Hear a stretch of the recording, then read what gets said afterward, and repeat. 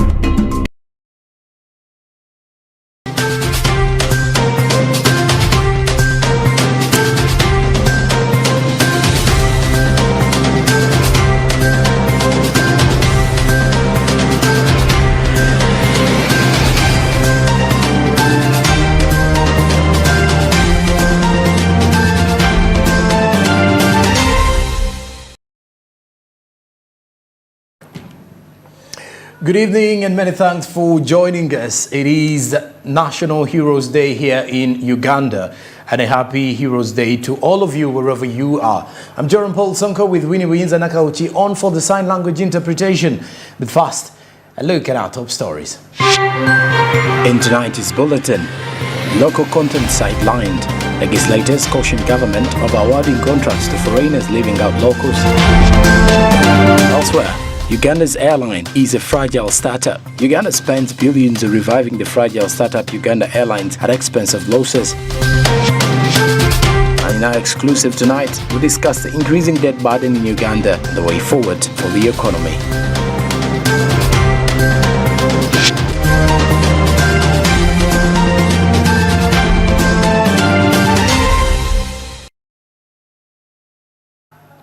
All right, now we start off with the local content which has been sidelined.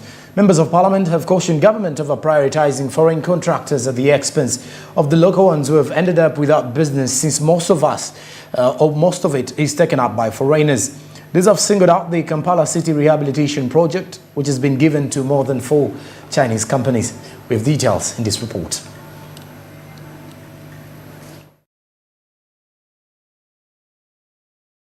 Parliament of Uganda passed the National Local Content Bill 2022 in September last year, intended to foster promotion of local content in all but oil, gas and petroleum sector, among others. The bill seeks to impose local content obligations on a person using public money or utilizing Uganda's natural resources or carrying out an activity requiring a license to prioritize Ugandan citizens and resident companies owned by citizens in public procurement. Honorable Patrick Nsambas expressed his disappointment with how government contracts are given out, which he says has left so many local contractors without business since most of the contracts are given to foreign companies.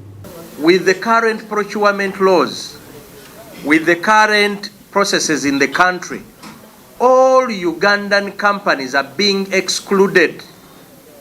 And this has been my fight. All of us Ugandans are now being sent to the periphery where there is no work. According to the legislator, KCC has given the Kampala City Roads Rehabilitation Project to over 4 Chinese companies, among which is the China Railway 18 Bureau, Zhongmei, Chongqing, among others, but none of the local companies has been considered, yet Parliament passed the local content bill last year. Money is going to be borrowed from ADB on behalf of Ugandans. But you listen to the companies that were awarded the contracts.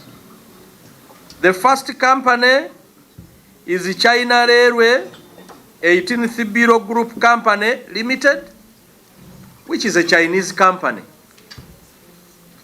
The second one, China Railway, That's another contract. China Rail 18th Bureau Group Company, which is a Chinese company.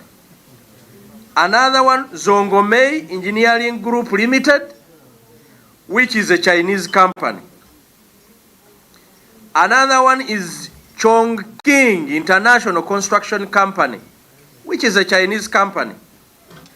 The other one is China Wuhe Company Limited, a Chinese company, and China Geoengineering Corporation, a Chinese company. According to Honorable Olanya Gilbert, government has for long advocated for Buy Uganda, Build Uganda gospel, but when it comes to doing business, Ugandans are left out. Our ministers normally emphasize on Buy Uganda, Build Uganda. Wherever the ministers are speaking, they normally emphasize on Buy Uganda, Build Uganda. Local content is very important. Now that we are training many engineers, we are training many surveyors, it means as a country, we are rendering those people jobless. Those ones, they have knowledge. We have engineers who are well trained in road constructions. Why should you move and pick a company right from China? And I'm telling you, every contract awarded, there's a bit of bribe in it. The legislators say other African countries prioritize their local companies, but when it comes to Uganda, the whole process involves corruption tendencies, with the end foreign companies getting prioritized. What kind of economy are we building after 37 years where we do not have a local company that can construct a road in Kampala city?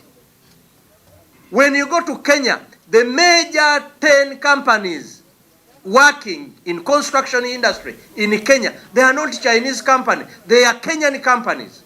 When you go to South Africa, the companies there that are working there, they are not Chinese companies, they are South African companies.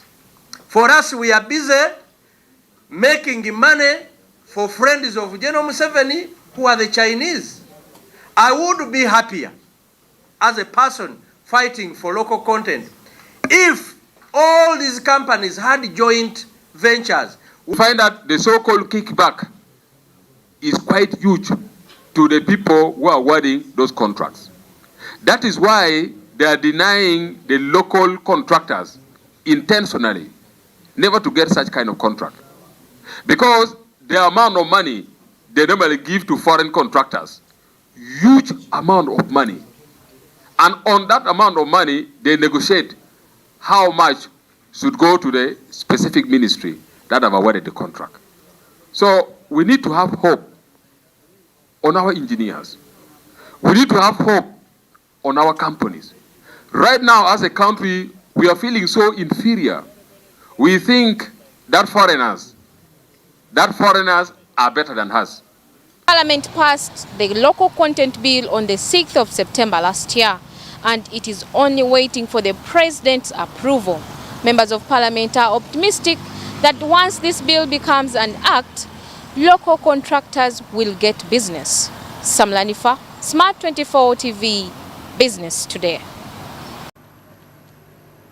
All right, now moving further, as we head to the Kasese Road woes, residents of Hima, led by senior resident Bamwenda Bwambale Jonan, have issued a stern warning of their intention to file a lawsuit against the construction company, Remy, and the government. The reason behind their discontent is the prolonged delay in completing the road stretching over 8 kilometers from Hima to Kihio. According to Jonan, the contractor poured maram on the road but failed to level it up, resulting in challenging transportation conditions